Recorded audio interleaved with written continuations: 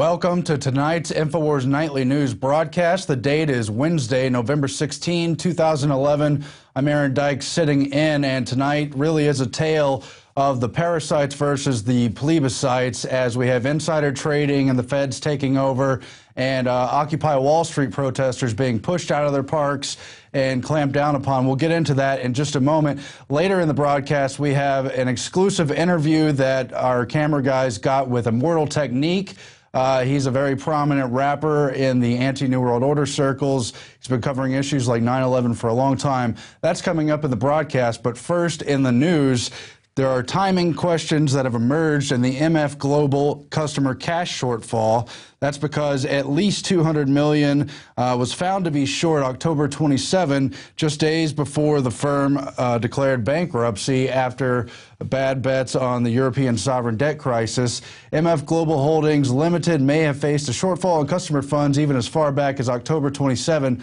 Just hours before the bankruptcy filing, MF Global executives told regulators they believed a shortfall had somehow occurred, possibly starting on October 27 or October 28. The People told the paper.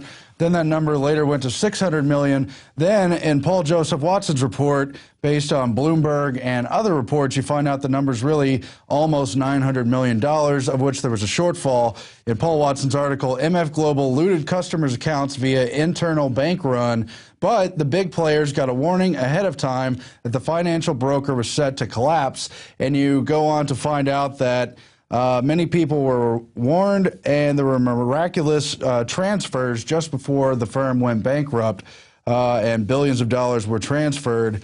And why was there a shortfall? Well, we'd all like to know. You've heard Gerald Celente on this broadcast last night and on the Alex Jones Show today talking about his personal losses in MF Global, how they shorted him, and some 21,000 other customers, according to these reports. And at least one CFTC commissioner is upset about it. Bart Chilton, a Democratic commissioner of the U.S. Commodity Futures Trading, who reports on the $600 million missing. The money's not where it should be. I think something nefarious has happened, potentially something illegal. Yeah, you think so. Possibly nefarious, possibly illegal. Obviously should be looked into, but neither MF Global nor its former chief, John Corzine, who just resigned, has yet been charged with anything. And so we'll see how that develops. But they do report that many customers will be getting at least 60% of their money back, which would be a number figuring $520 million out of the total $869 million. That was essentially stolen and questionably transferred just before the bankruptcy. Something to watch. Meanwhile, New York police have ousted the Occupy Wall Street from Zuccotti Park, and Mayor Bloomberg said that decision was his and his alone, mine and mine alone, the quote says. We'll get more into later how it was not his decision. It was coordinated federally through 18 cities. But they did get everyone out of the park, all their tents, belongings, and they brought in the sanitation workers who said we're going to disinfect the hell out of this place, calling it a safety hazard and so forth and so on, saying it was a haven for criminals. We have some of the video now from Luke Radowski of We Are Change's coverage of the ousting of the occupiers. All persons must temporarily leave the park. If you refuse to immediately remove your property from the park or refuse to leave the park, you will be subject to arrest. Any property left behind will be taken to the Department of Sanitation garage at 57th Street and 12th Avenue. All tents and other property have been removed from after the tents and property have been removed from Zuccotti Park, and the park has been removed. So they're pushing them out here, and then we have another clip where they're beating people in tents and pushing other people back. And we're going to show you coming up, too, where they had the sound cannons waiting and ready to go. And so you'll hear some of the protesters chanting, reciting the First Amendment, which certainly should apply even over these civil codes, but that's the very premise the police are using. This is disgusting. No law. Respecting an establishment of religion. Or prohibiting the free exercise thereof. Infringing the freedom of speech.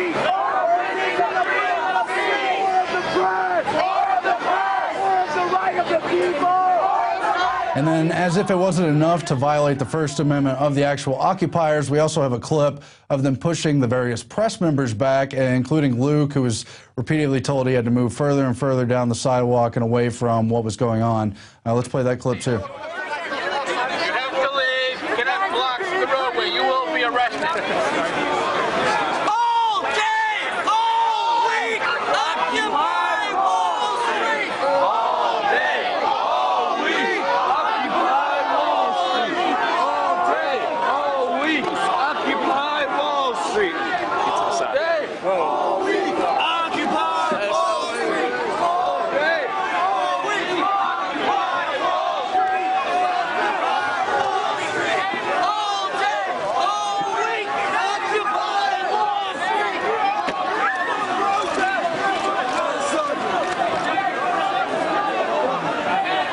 Street! Yeah, so you can see here that this part of the crowd is almost all journalists. Everybody's got cameras clicking away. They're being pushed back by police also. And of course, all these people, regardless of what you may think of their views, are completely protected by the First Amendment, except when they're not in a de facto clampdown from the New York police. But of course, it was not just isolated in New York. It happened everywhere, among other places, Oakland. In fact, it happened in at least 18 cities where there were Occupy protests going on. And Washington's blog puts together how Homeland Security coordinated the 18-city police crackdown on Occupy protesters.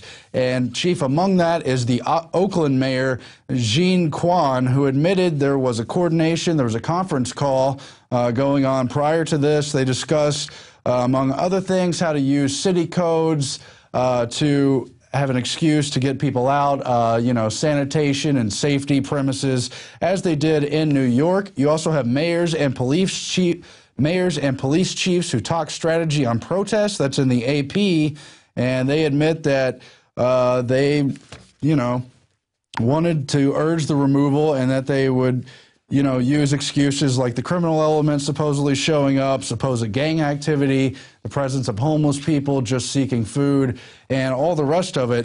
But what you really got here is a federal coordinated crackdown. They, quote, advised to seek a legal reason during these conference calls that focused on zoning laws and existing curfew rules to skirt the protection of the First Amendment, the first among the Bill of Rights, which were not to be violated for any reason instead of any reason you could think of, as you see here in this disgusting crackdown on Occupy protest. And it happened all at once, and it's just disgusting that Homeland Security has, in fact, been turned against the people. They started off at the beginning of the Patriot Act with violating the Fourth Amendment and so forth and so on, down to the TSA searches, and now it's down to the First Amendment.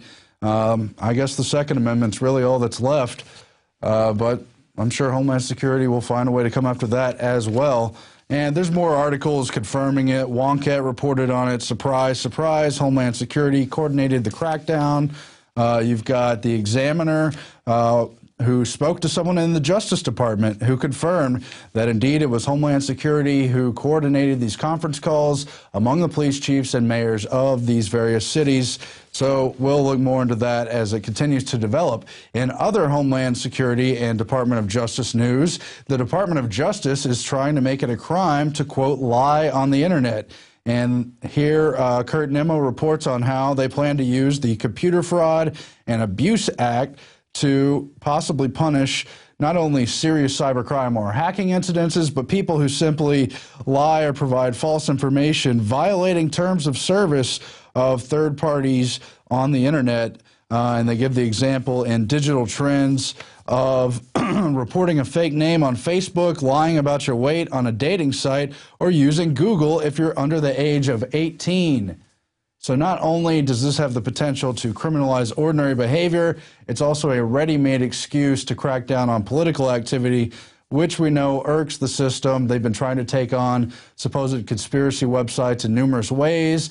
We know the Department of Defense, among others, have been deployed to counter conspiracy theorists and take them on in the cyber world. We know people like Cass Sunstein have called for disruption and outright infiltration of conspiracy theorist groups. And now they just have another tool they can use to crack down on that or any other group. We're all at risk. it's definitely one of those hang together, hang separate situations as they really try to bring in new levels of tyranny as they try to shut down what was once the Wild West of the internet.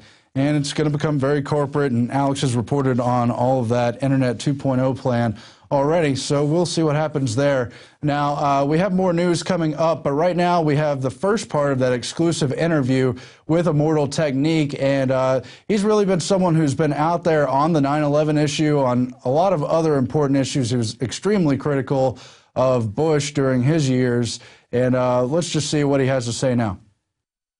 Makes you a hero, word to ground zero. The devil crept into heaven, God overslept on the 7th. The new world order was born on September 11th. All the things that are happening, like what tops the list right now? It's very difficult to pick just one thing that tops the list of things that are happening in the world now. I think an interesting thing to look at is America's foreign policy that really hasn't changed under Obama, as was promised. In fact, I think being that the Republicans in the 2012 race are focusing so much on the economy, it's kind of an unspoken truth that Obama is a war president. He's not someone who came in here and shut down Guantanamo Bay like he said he was going to. I think one other interesting thing is the continued sort of push and pull between Republicans and Democrats for show about what they're going to do about the Wall Street situation. Occupy Wall Street has definitely had its impact on the process, but I think it's going to take a little bit more than just them. They're going to need to push through specific policy or to pressure individuals who are in power enough to make a decision. So I think between that internal struggle and the outward foreign policy issues, there's definitely plenty to worry about or concern yourself with if you look at the global field. I've been visiting as many occupiers as I possibly can on the road for this martyr tour, and I think one of the things that's most striking to me is how, even though they're trying to work more and more cohesively on a strategy that's encompassing of the entire movement, it's incredibly important that they not lose sight of the fact that they do have internal problems within just that area, that they have problems that just fit that specific county or region which they should deal with. And I think that's very important, and I see them continuously doing that, whether it's homelessness, drug abuse, things that may not be solely relegated to where they're from, but that they have to deal with on a local level and not just a federal quote-unquote war on drugs, blanket on everything. You know, it's very personable. You know, when people get help there, they're getting from someone whose first name they know. When they're talking about these horrible issues of homelessness or homeless families, these are people that have also lost their home. They're talking to people who can identify with their struggle, not some government agency that's faceless and really lives in a dimension without compassion. Any group that poses a significant amount of collateral or can raise leverage against any government agency is going to try to be co-opted by just about anybody, whether it's far left or far right or what even designates that title. You know, that's up for grabs too when it comes to these, because you may find factions of a group which are less inclined to be in line with the complete strategy, but say, okay, I've been working with this guy's, whether it's a left-wing group or a right-wing group for 10, 20 years, I haven't seen the results I want. Here's the raw power and energy of a very, very active and aggressive group of people that are aggressively and actively demonstrating, and yet they have not, like the police unfortunately have, descended into violence and blind anarchy. I think when they see the power of that movement, the nonviolent protests, but also the ability to confront government, that's something they want to have.